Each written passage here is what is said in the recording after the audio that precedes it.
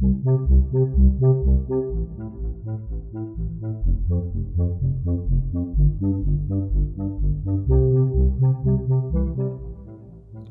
Buddhaya. Welcome back to Monks in the Morning from Colombo Dhamma Friends of Maha Mangala. We're so happy that you could tune in today. It's wonderful to get to spend time with all of you. We know that most of you don't get the chance to go to a monastery every day and talk with the monks, so this is a very special opportunity that we have.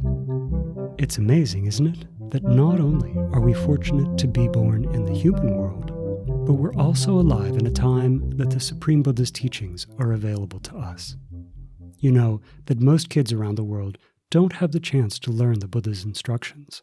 But now you get to learn right from the beginning of your life, so your wisdom will develop very deeply as you train in the Buddha's teachings. Today, we'll learn more about the arahaṁ quality of the Supreme Buddha.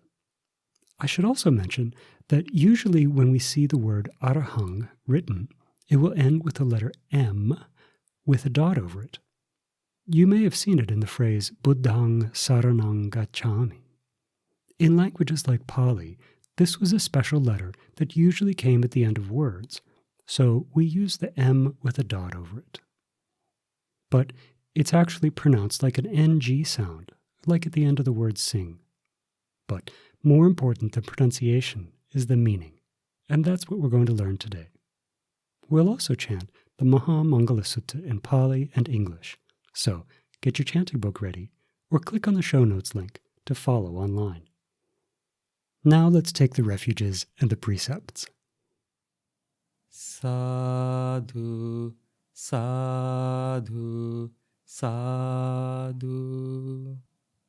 Namo tassa bhagavato arahato samma sambuddhassa. Namo tassa bhagavato arahato samma sambuddhassa. Namo tassa bhagavato arahato samma sambuddhassa. Buddhaṁ saranaṁ gacchāmi. Dhammaṁ saranaṁ gacchāmi. Sanghang saranaṁ gacchāmi. Dutiyampi buddhaṁ saranaṁ gacchāmi. Dutiyampi dhammaṁ saranaṁ gacchāmi. Dutiyampi sanghang saranaṁ gacchāmi. Tatiyampi buddhaṁ saranaṁ gacchāmi. Tatiyampi dhammaṁ saranaṁ gacchāmi. Tatiyampi sanghang saranaṁ gacchāmi. Sadhu, sadhu, sadhu. Say after me, I observe the precept of abstaining from killing beings. I observe the precept of abstaining from stealing. I observe the precept of abstaining from sexual misconduct. I observe the precept of abstaining from telling lies. I observe the precept of abstaining from taking. intoxicating drinks and drugs, with the refuge of the noble triple gem. I observe these precepts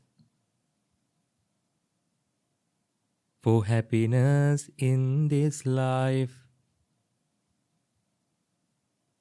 for rebirth in heaven, to escape from the sufferings of samsara.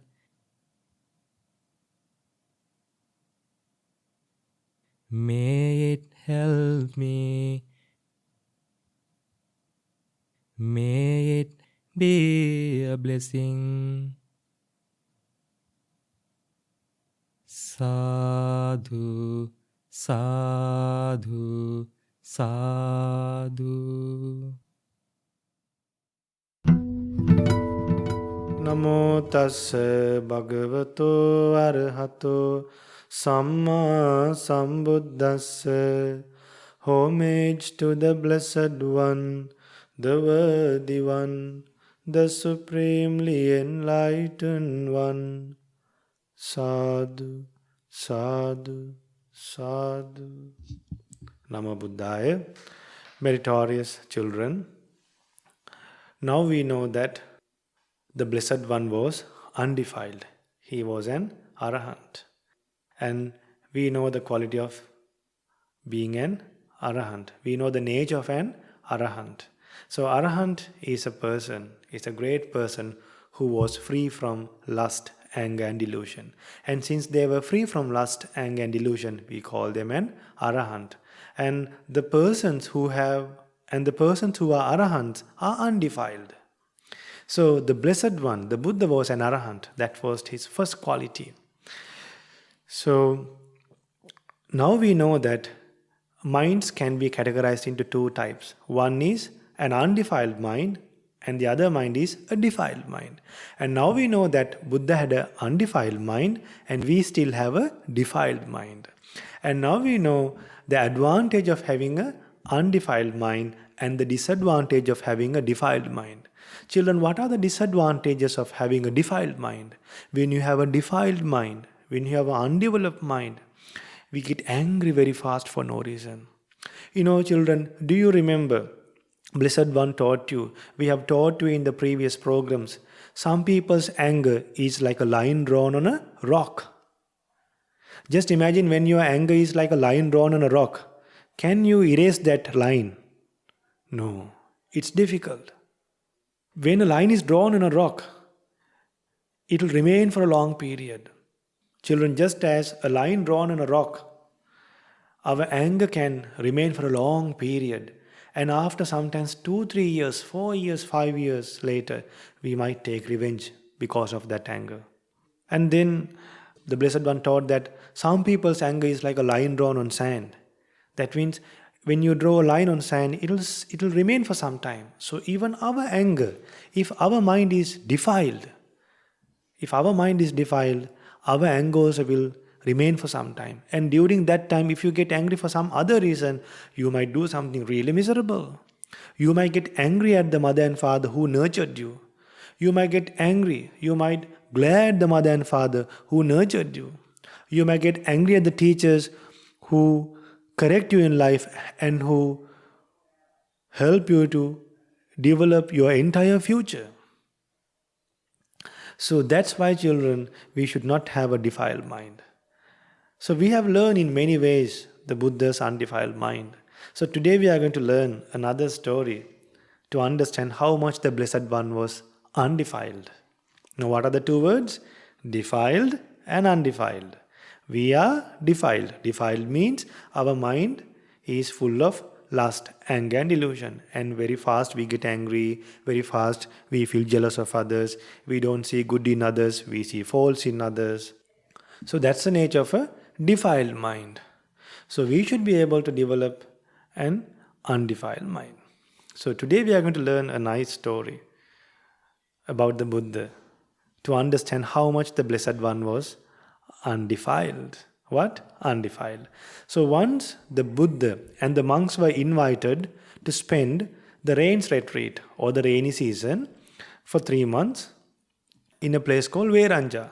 The Buddha and the monks were invited by a person called Veranja, by a person called Veranja Brahmin. So he invited the monks and the Buddha, saying that he will provide food, medicine, shelter, robes. But then he forgot to take care of the Blessed One. He forgot to fulfill the duties. But then children, the Blessed One and the monks, they did not give up spending the rains retreat or the rainy season at Veranja. There were some group of traders. Those group of traders, our monks, the Blessed One's disciples, the ordained disciples, they used to go on alms round. They went alms round to those traders. So those traders, they had food to feed their horses. You call it yavahal. So then the food that they wanted to give the horses, the food that they had to give to the horses, those people they offered to the monks. Then the monks brought that food and they grinded that and mixed it with water and they ate. Why the monks were able to eat that food? Why the Buddha was able to eat that food? Because the Buddha and the monks all had an undefiled mind. That's the advantage of having an undefiled mind. Children, we should recall the Buddha's qualities. The Blessed One, he did not have the desire to see beautiful things. He did not have the desire to hear pleasant things. He did not have the desire just only to smell good things. He did not have the desire to taste good flavors. He did not have desire to feel only good things. He did not have desires in a way that may no one scold me and have unpleasant nature in the mind. So the Blessed One lived without expectations. But we have desires. Now sometimes you might go out, then you might see food until your parents buy it for you. Until your parents buy that for you, you feel uncomfortable, uneasy. Sometimes you wait for months to get things from your parents. Children, that nature Buddha did not have. Why? He was undefiled. So every day you should recall the Buddha's first quality. He was undefiled. And he did not do evil things even in secretly. For 3 months, Buddha and the ordained disciples, they lived by eating those food that was given to the horses. Children, by saying Buddhaṁ saranaṁ gacchāmi, we went for refuge to a Buddha who was undefiled. By saying Dhammaṁ saranaṁ gacchāmi, we went for refuge to the Dhamma that helps us to become undefiled. By saying Sanghaṁ saranaṁ gacchāmi, we went for refuge to the Sangha who was undefiled. So may you have the opportunity to develop more confidence towards the Buddha Dhamma Sangha and develop an undefiled mind in this Gautama Buddha's dispensation. Sadhu, sadhu, sadhu. Paritta chanting, Maha Mangala Sutta, the Discourse on Blessings. Now we'll get ready to chant the Maha Mangala Sutta together. Turn to page 17 in your chanting book. So, we've been talking about a defiled mind and an undefiled mind. Well, the Supreme Buddha used his undefiled mind to teach us the Mangala Sutta. And this sutta gives us many ways to make our own minds undefiled. Even though it doesn't contain the word defilement, that's exactly what the Buddha is talking about when he mentions the mind that is not touched by the ups and downs of life. That is a mind that is undefiled. And all the blessings he gives us, these are all ways to make our minds undefiled. Now let's chant together. Sadhu, sadhu, sadhu. Namo tassa bhagavato arahato samma sambuddhassa. Namo tassa bhagavato arahato samma sambuddhassa. Namo tassa bhagavato arahato samma sambuddhassa. Evaṁ me sutaṁ ekaṁ samayaṁ bhagavā sāvatthiyaṁ viharati jetavane anātha pindikassa ārāme atako aññatara devata abhikkantāya rattiya abhikkanta vanna kevala kappang jetavanan obhasetva yena bhagava tenupasankami upasankamitva bhagavantam abhivadetva yena bhagava tenupasankami upasankamitva bhagavantam abhivadetva ekamantam atthase ekamantam thitako sadevata Bhagavantam gathaya ajbhasi. Thus have I heard on one occasion the Blessed One was living in Savatthi at Jetavana at Anatha Pindika's monastery. Now when the night was far advanced, a certain deity, whose surpassing radiance illuminated the whole of Jetavana, approached the Blessed One, respectfully saluted him, and stood to one side.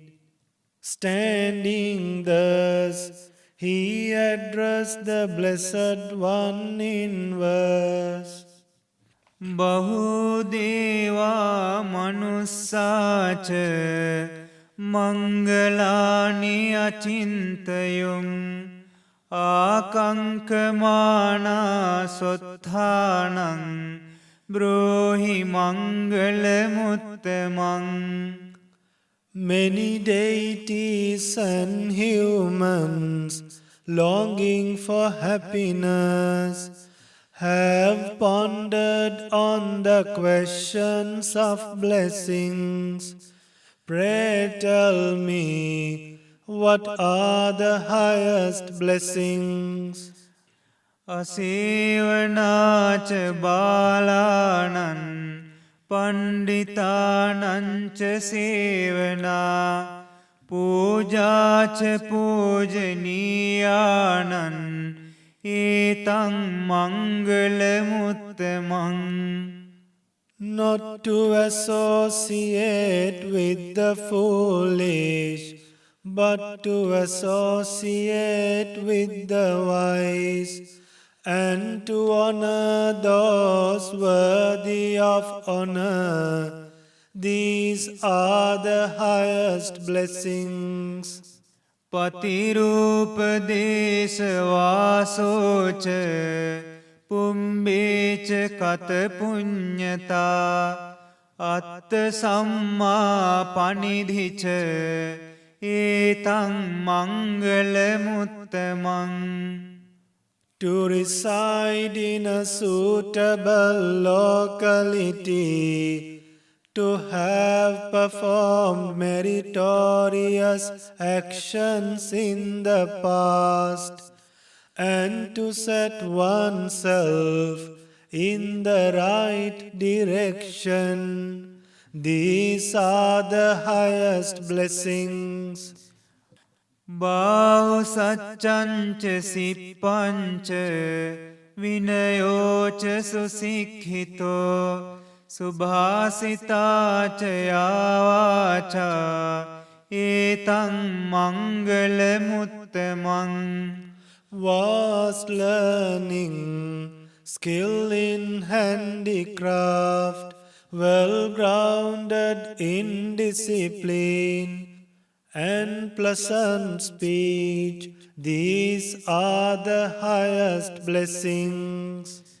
Mata pitu patthānaṁ puttadārassa saṅgaho anākulāca kammantā etaṁ mangala muttamaṁ. To support one's father and mother, to cherish one's wife and children, and to be engaged in peaceful occupations, these are the highest blessings. Dānaṁca dhammacariyaca ඥාතකානංච සංඝෝ අනවජ්ජානි කම්මානි ඒතං මංගල මුත්තමං. Generosity, righteous conduct, giving assistance to relatives, and doing blameless deeds, these are the highest blessings. Ārati virati pāpā majjapānāca saññamo appamādoca dhammesu etaṁ mangala muttamaṁ. To cease and abstain from evil, to abstain from intoxicating drinks, and to be diligent in practicing the Dhamma, these are the highest blessings. Gāravoca nivātoca santutthīca kataññutā kālena dhamma savanaṁ etaṁ mangala muttamaṁ. Paying reverence to those who are worthy of reverence, humility, contentment, gratitude, and the timely hearing of the Dhamma, these are the highest blessings. Kantīca socassatā samanānaṁca dassanaṁ kālena dhamma sākaccā etaṁ mangala muttamaṁ. Patience, obedience, meeting monks, and timely discussions on the Dhamma, these are the highest blessings. Tapōca brahmacariyaṁca ariya saccāna dassanaṁ nibbāna saccikiriyāca etaṁ mangala muttamaṁ. Self-control, chastity, understanding the noble truths, and the realization of Nibbana, these are the highest blessings. Puṭṭhassa loka dhammehi cittaṁ yassana kampati asokaṁ virajaṁ khemaṁ etaṁ mangala muttamaṁ. The mind that is not touched by the ups and downs of life, the mind that is free from sorrow, stainless and secure, these are the highest blessings. ඒතාදිසානි කත්වාන සම්බත්ථ මපරාජිතා සම්බත්ථ සොත්තිං ගච්ඡන්තිතං තේසං මංගල මුත්තමන්ති. Those who have achieved these blessings are victorious everywhere, and they succeed in all their goals. For them, these are the highest blessings. ඒතේන සච්චේන සුවත්ථි හෝතු. By this truth, may there be well-being. Sadhu, sadhu, sadhu.